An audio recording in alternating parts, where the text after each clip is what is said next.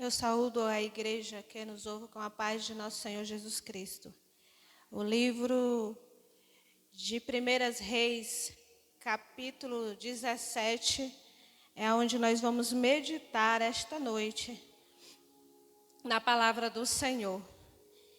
E o livro de Primeiras Reis, capítulo 17, diz assim, a palavra do Senhor. Então Elias, o tibista, dos moradores de Gileade, disse a Acabe: vive o Senhor, Deus de Israel, perante cujo face estou, que neste ano nem orvalho, nem chuva haverá, senão segundo a minha palavra. Depois veio a palavra do Senhor, dizendo: vai-te daqui, vira-te para o oriente e te esconde junto ao ribeiro de Querite, que está diante do Jordão. E há de ser que beberá do ribeiro, e eu tenho ordenado aos corvos que ali te sustente. E foi, pois, e fez conforme a palavra do Senhor, porque foi e habitou junto ao ribeiro de Querite, que está diante do Jordão. E os corvos lhe trazia pão e carne pela manhã, como também pão e carne à noite, e bebia do ribeiro. E sucedeu que, passando dias, o ribeiro se secou, porque não tinha havido chuva na terra. Aleluia. Glória a Deus. Nós te glorificamos, ó Deus, pela tua palavra. Te bendizemos, meu Deus, porque sabemos que ela é o alimento para as nossas vidas. Te glorificamos, meu Deus, porque sabendo que ela é conserto para as nossas vidas. Por isso, meu Deus amado, toma nas tuas mãos cada um que vai ouvir esta palavra e que o Senhor possa plantar a boa semente no coração e ela possa fazer e trazer muitos frutos. Em nome de Jesus. Amém. É muito interessante falar deste profeta, o profeta Elias, porque ele salta no texto, no capítulo 17, e de repente, aonde no capítulo 16 vai falar do reinado de Acabe, que reinou 22 anos sobre Israel. Mas é muito interessante que no capítulo 16, a Bíblia vai falar que Acabe fez o que era mal aos olhos do Senhor. E por fazer o que era mal aos olhos do Senhor, o Senhor se irritou com o reinado de Acabe, porque ele andou segundo os caminhos de Jeroboão, outro rei que reinou anteriormente. Jeroboão foi um homem escolhido por Deus para reinar sobre 10 tribos de Israel. Quando o rei Salomão pecou e se inclinou a outros deuses, como castigo, o Senhor colocou Jeroboão como rei das 10 tribos. E é muito interessante que agora que Acabe está reinando, e ele anda nos caminhos de Jeroboão, e agora ele é idólatra, se curva a Baal, e se encurvando a Baal, ele faz dentro de Israel uma casa para Baal, e ali eles são idólatras e coloca todo o povo na idolatria. É muito interessante que o palácio de Acabe poderia ser bonito, poderia ser bem feito e poderia ter muitas coisas bonitas no palácio de Acabe, mas lá também havia a mentira, lá também havia a idolatria, lá também havia 450 profetas de Baal e 400 profetas de Azera. E ali aqueles profetas profanaram todo Israel e faziam o povo pecar. Mas Deus não gostou e pegou alguém que estava lá em Gileade, em Tisbe, um oculto, no escondido, e trouxe um homem que não tinha genealogia, que não sabemos quem é o seu pai, quem é a sua mãe, nem quem ensinou ele a ser profeta. Eles não se vestiam como profetas de Baal, eles vestiam pele de animal, e ele veio para profetizar ao rei. Agora, Elias, que era desconhecido, e Deus trouxe ele de longe e colocou dentro do palácio de Acabe para profetizar as verdades de Deus. E é muito interessante que ele não escondeu nada do que Deus falou. E tudo que Deus colocou no coração dele, ele revelou para aquele povo e para aquele rei. Ele não temeu a autoridade do rei. Ele não temeu o que o rei poderia fazer com ele. Mas ele disse: viva o Senhor perante o Deus a quem eu sirvo, que não vai chover, nem orvalho, nem chuva haverá, segundo a minha palavra. Neste ano não chove. E Elias, que era um homem sem genealogia, que era alguém que ninguém conhecia, e agora estava pregando para rei, agora estava sendo conhecido como Deus de Israel, como o profeta de Deus de Israel, agora estava ali profetizando, desafiando um rei e os seus 450 profetas de Baal. Porque Baal era o principal deus dos cananeus. E ele era o Deus que dizia que era o Deus da fertilidade, que dizia que era o Deus da chuva, que dizia que era o Deus da vegetação. Agora Elias está ali profetizando, está dizendo: olha, Acabe, olha, agora você vai lá nos seus profetas, nos profetas de Baal, e agora diz a ele que não vai mais chover. Faz lá o seu culto a Baal e vamos ver se ele abre o céu, a qual Deus cerrou, e disse que não haveria mais chuva. É muito interessante, porque agora ele estava ali desafiando o rei, desafiando os profetas e desafiando que aquilo tudo que eles viviam era mentira. E aquele homem que era desconhecido, profeta Elias, que não tinha genealogia, que ninguém levantou ele, mas foi chamado por Deus para falar a verdade, agora estava profetizando para rei. E depois que ele profetizou e não escondeu nada do que Deus mandou falar, agora veio a palavra do Senhor e disse: levanta-te, Elias, vai e te esconde no ribeiro de Queride. Agora alguém que Deus usa, agora alguém que Deus levanta, agora alguém que profetiza para rei, agora alguém que coloca na disposição, que serve ao Deus de Israel. Agora ele está ali tendo que fugir. E nós ficamos intrigados, porque Deus usa uma pessoa e depois fala assim: vai e te esconde, vai, que eu já fui lá no ribeiro e já ordenei aos corvos que te alimente, e você beberá a água do Queride. E ali ele passou muitos os dias naquele lugar, naquele riacho. E é bem interessante, porque o riacho de Queride é um lugar onde Deus fala, é um lugar onde a gente vai estudar. E Deus fala que o riacho de Queride tem um significado de molde, um significado de corte. Então Deus leva o profeta ao riacho para ser moldado, para ser cortado.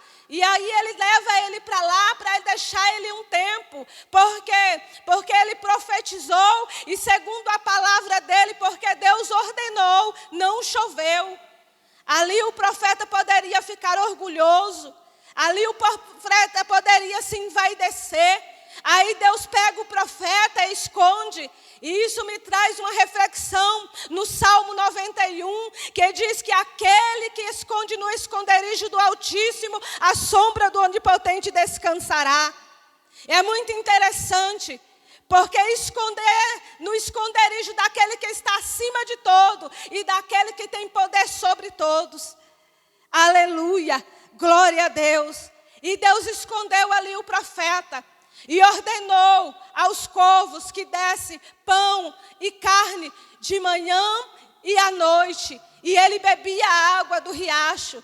E se passou algum tempo, e ele estava ali para ser moldado, ele estava ali para ser cortado. Porque profeta do Senhor tem que passar na olaria de Deus, tem que passar pela mão do oleiro. E muitas das vezes a mão do oleiro é para tirar a soberba, é para tirar o orgulho, é para tirar o engano, é para tirar o eu posso e o eu faço. Mas é para nós vermos que é só Deus quem pode e só Deus quem faz. É muito interessante, porque o profeta ficou ali no ribeiro de Queride para ser moldado pelo Senhor, para ser cortado pelo Senhor.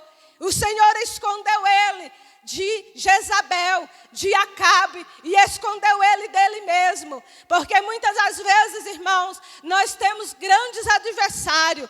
Nós temos o adversário da nossa alma. Nós temos o adversário que pode ser um irmão, pode ser uma irmã, pode ser alguém que caminha junto conosco e nós não conhecemos. E nós temos um grande adversário que é nós mesmos.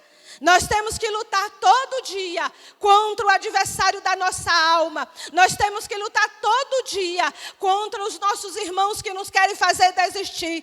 E nós temos que lutar todos os dias contra a nossa carne, para que nós não venhamos pecar e ficar soberbo e achar que podemos alguma coisa ou que fazemos alguma coisa. Mas quem faz é Deus, quem opera é Deus, quem realiza os milagres é Deus. E não choveu, porque Deus usou o profeta para profetizar naquele lugar. E um dia, se passando-se muito tempo ali no riacho de Queride, o Queride se secou. A providência de Deus na vida do profeta acabou. Por causa da profecia dele não houve chuva. E se não houve chuva, o riacho se secou. E muitas das vezes na nossa caminhada é assim. Nós vemos Deus providenciar algo para a nossa vida. E de repente nós vemos acabar. Outrora alguém cantava e hoje não canta mais.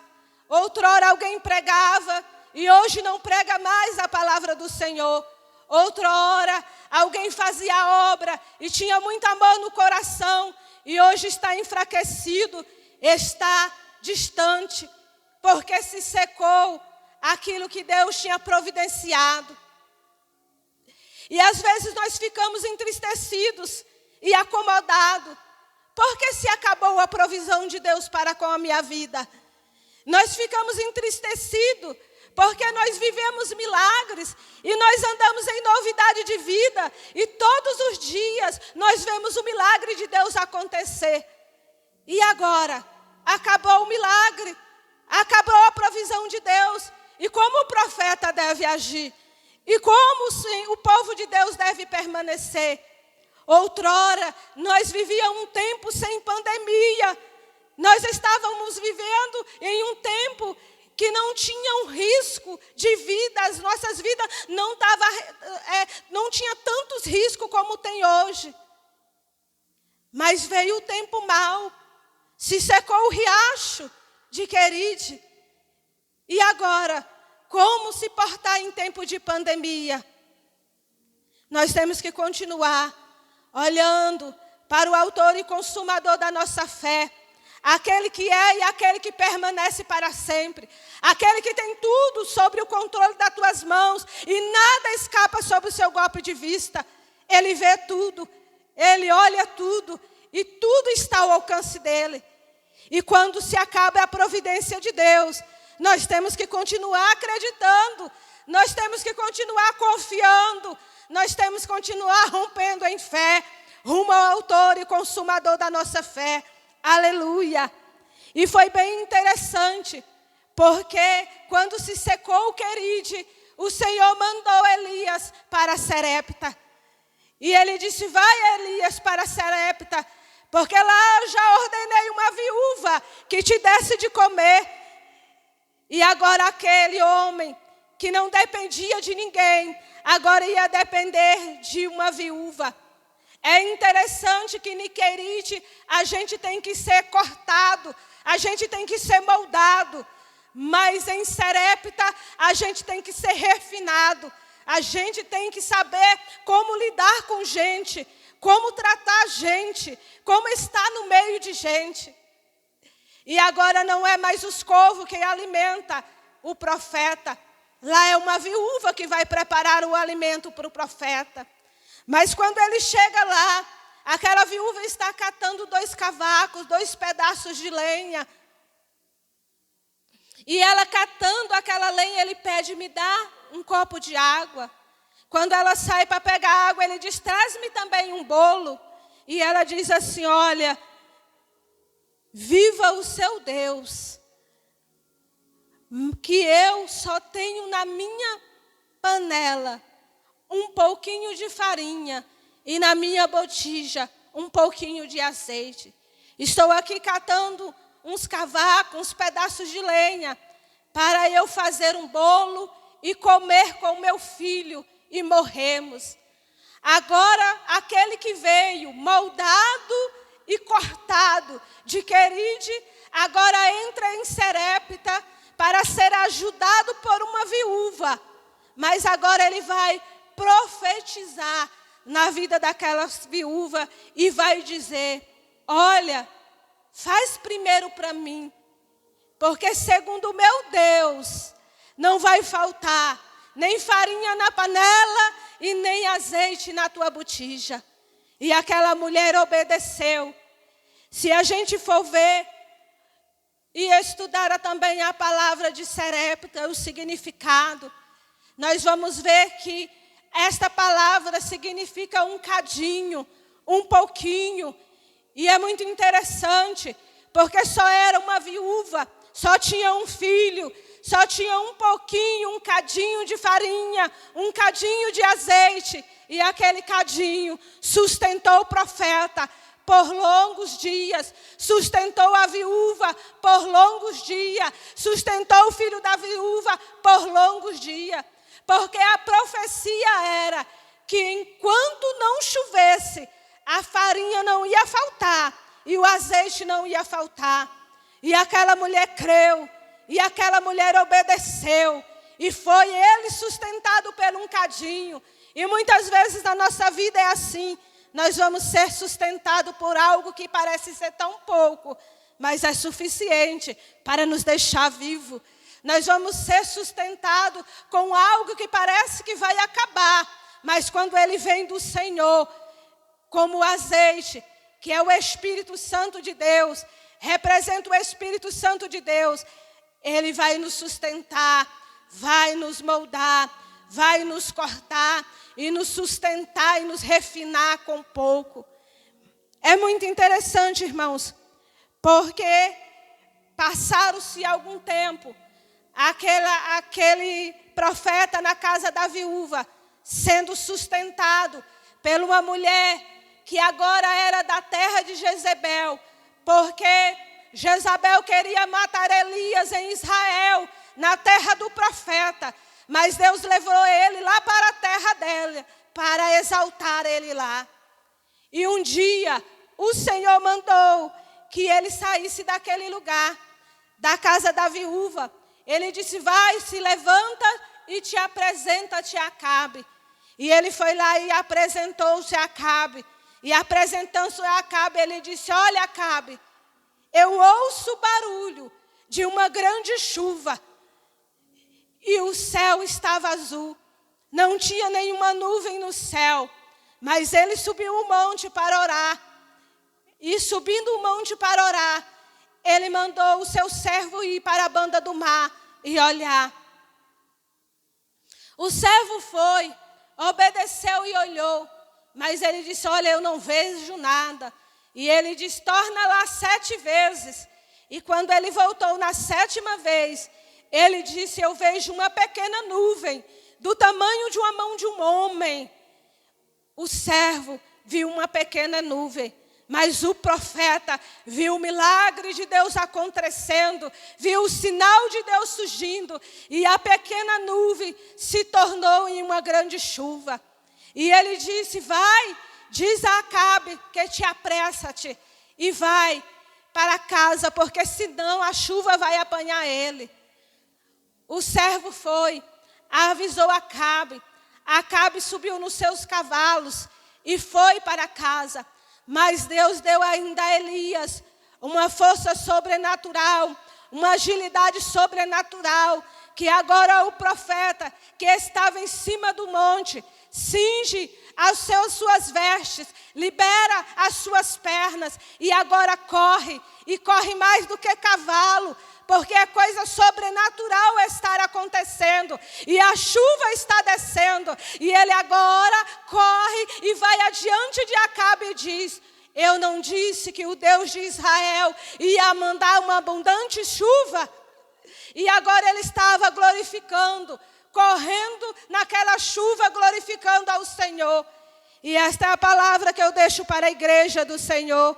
A sinal de uma abundante chuva, ela vai chegar até a vida daqueles que perseveram na presença do Senhor, daqueles que obedecem, daqueles que deixam a idolatria e daqueles que estão em santidade obedecendo ao Senhor.